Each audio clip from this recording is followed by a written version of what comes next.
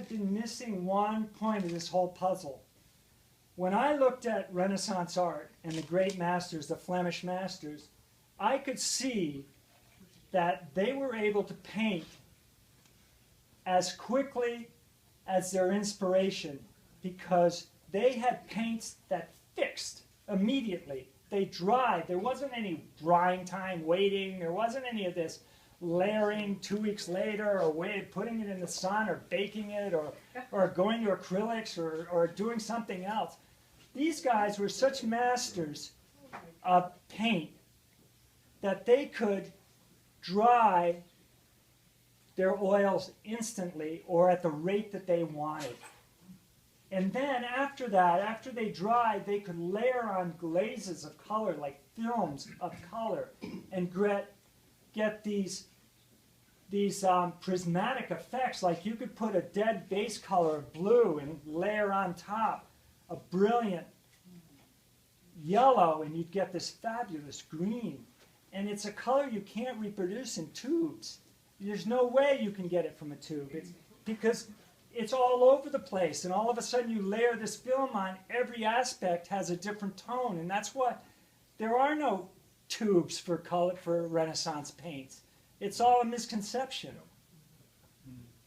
Anyway, I had the good fortune of one day stumbling into a guy that I'd known at the Art Students League, and he was a harpsichord maker, and he wanted me to teach him how to draw so that he could paint figures and landscapes on his instruments. And he had this folio of old violin recipes that he had gotten from this ancient Italian fiddle maker. And I saw this folio of recipes, and I knew exactly what they were. They were drying varnish mediums. And all I had to do was incorporate them into what I had known already about the old master manuscripts and translucent into paint. And I was able then to put 5 layers of paint on top of each other and glaze these colors and do everything that the old masters, not everything, but working on it,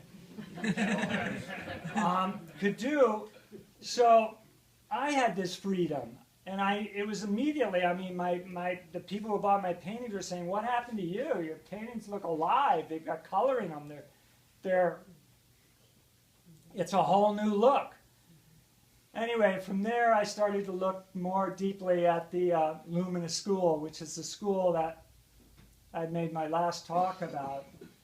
And I realized that this is still the extension of the Renaissance, and it's still the path that I wanted to keep with. And regardless of what technology is doing and how fast it's moving, I still prefer to mix my own paints, make my own grounds, my own mediums, and just continue on this path. So I'm very happy doing this.